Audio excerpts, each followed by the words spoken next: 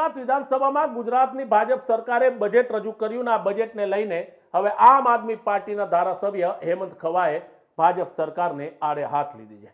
હેમંત ખવાએ આરોપ લગાવ્યો છે કે ગુજરાત સરકારે જે બજેટ રજૂ કર્યું તેમાં ગ્રામ્ય વિસ્તારને માત્ર 2.9% ફાળવવામાં આવ્યા છે, જ્યારે મણિપુર, બિહાર, ઓરિસ્સા જેવા પછાત રાજ્યોમાં 10% ફાળવવામાં આવે છે। હેમંત ખવાએ ત્યાં સુધી આરોપ લગાવ્યો કે ગુજરાતની બીજેપી સરકાર ખેડૂત વિરોધી છે, ગુજરાતની બીજેપી સરકાર યુવા વિરોધી છે। તેમણે આરોપ લગાવ્યો કે ખેડૂતો, યુવાનોની રોજગારી માટે ગુજરાત સરકારે કોઈ જાહેરાત નથી કરી। તેમણે તે પણ આરોપ લગાવ્યો કે આ સરકાર માત્ર જાહેરાતો કરે છે, માત્ર આંકડાકીય માહિતી આપે છે, પણ લોકો માટે નક્કર કામગીરી નથી કરતી। સિલસિલા મુજબ આ બજેટ પણ ગામડાઓ, ખેડૂતો અને યુવા વિરોધી બજેટ જે સરકાર લઈને આવી છે એને આજે આમ આદમી પાર્ટી સખત શબ્દોમાં ગૃહમાં પણ વખોડ્યું। આ બજેટની અંદર ગ્રામ વિકાસ વિભાગને ટોટલ બજેટના માત્ર 2.9% જેટલું બજેટ ફાળવવામાં આવ્યું છે। ગત વર્ષના બજેટો જોતા ધ્યાને આવે કે મણિપુર, ઝારખંડ અને બિહાર જેવા પછાત રાજ્યોમાં પણ 10%થી લઈ અને 16% સુધી ગ્રામ વિકાસ વિભાગને બજેટ ફાળવવામાં આવતું હોય, ત્યારે સમૃદ્ધ ગણાતા ગુજરાતના બજેટમાં ગ્રામ વિકાસ વિભાગ માટે માત્ર 2.9%ની જોગવાઈ કરવામાં આવી છે।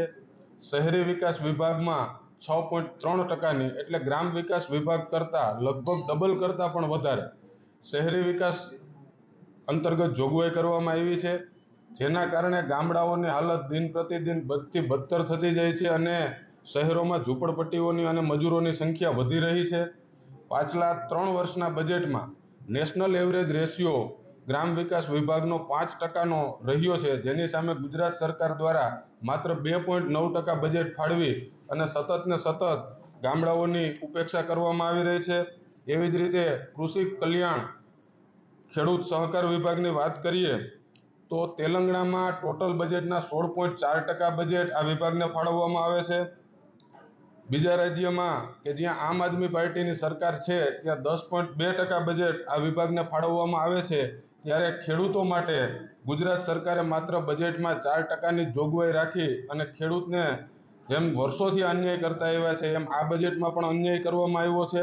182 ધારાસભ્યો પૈકીના 139 જેટલા ધારાસભ્યો ગ્રામ્ય વિસ્તારમાંથી ખેડૂતોના મત લઈને ચૂંટાઈને આવતા હોય, ત્યારે માત્ર 4%ની મામૂલી ફાળવણી એ ખેડૂતોને અન્યાય છે। અમે આને સખત શબ્દોમાં વખોડીએ છીએ।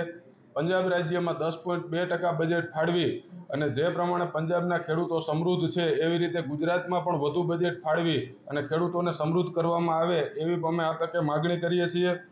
એવી જ રીતે શિક્ષણ વિભાગમાં આ વખતે વાતો થાય છે કે સૌથી વધુ નાણાં શિક્ષણ વિભાગમાં ફાળવવામાં આવ્યા। શિક્ષણ વિભાગની ફાળવણી ઉપર આપણે નજર કરીએ તો ખ્યાલ આવે કે ટોટલ બજેટના 14.9% જેટલી રકમ રાજ્ય સરકારે શિક્ષણ વિભાગમાં વાપરવાની વાત કરી છે।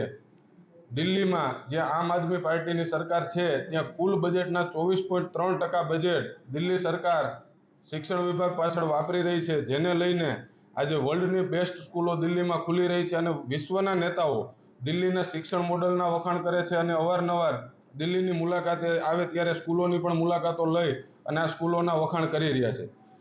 ગુજરાત સરકાર દ્વારા પાછલા 4-5 વર્ષના બજેટનું એનાલિસિસ કરતા ધ્યાને આવે કે ચોક્કસ વિભાગોને એક તો બજેટ ફાળવણી ઓછી કરવામાં આવે છે અને જેટલું બજેટ ફાળવવામાં આવ્યું હોય તેમાં પણ મોટાભાગનું બજેટ વણ વપરાયેલું પડ્યું રહે એવો સિનારીઓ ક્યાંક ને ક્યાંક છેલ્લા 4-5 વર્ષોથી આ થતો આવે છે।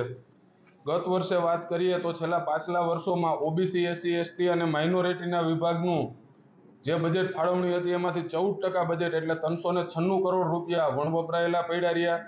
ગ્રામ વિકાસ વિભાગના 186 કરોડ રૂપિયા જેટલા વણ વપરાયેલા પડ્યા રહ્યા। ફ્લડ અને ઇરિગેશન વિભાગના પણ 5% જેટલી રકમ વણ વપરાયેલી પડી રહી છે, જેના ઉપરથી સ્પષ્ટ થાય છે કે ભારતીય જનતા પાર્ટીની 156ની સરકાર ગામડાઓ, યુવાઓ અને ખેડૂતો વિરોધી રહી છે।